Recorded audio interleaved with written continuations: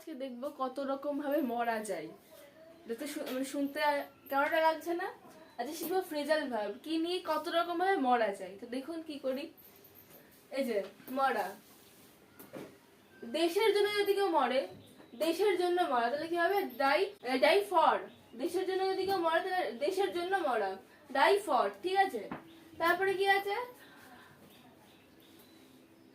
শপথ নিয়ে মরা, শপথ নিয়ে মরা, তাহলে এটা কি? শপথ নিয়ে মরা, এটা হবে ডাই অ্যাট, ডাই অ্যাট। ঠিক আছে, শপথ নিয়ে মরা, ডাই অ্যাট। তারপরে যুদ্ধে, কোন যুদ্ধে মরে গেলে তখন কি বলবো? যুদ্ধে মরা, তাহলে ডাই ইন। তারপরে খেয়ে বা না খেয়ে এরকম কিছু থাকলে কি লিখবো?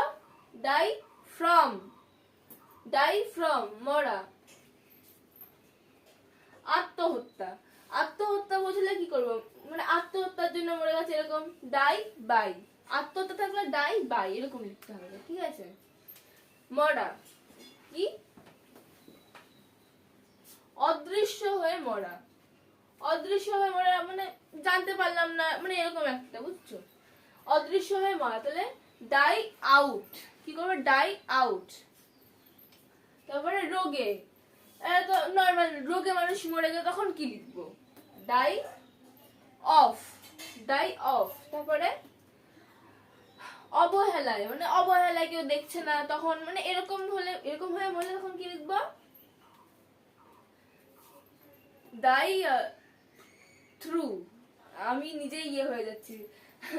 অবহেলায়, মানে কেউ অবহেলায় ধরে মারা গেল, কেউ দেখছে না, সবাই অবহেলা করছে, এরকম হলে ডাই থ্রু লিখবো। ঠিক আছে, চলুন আরো কিছু দেখে আসি আমরা।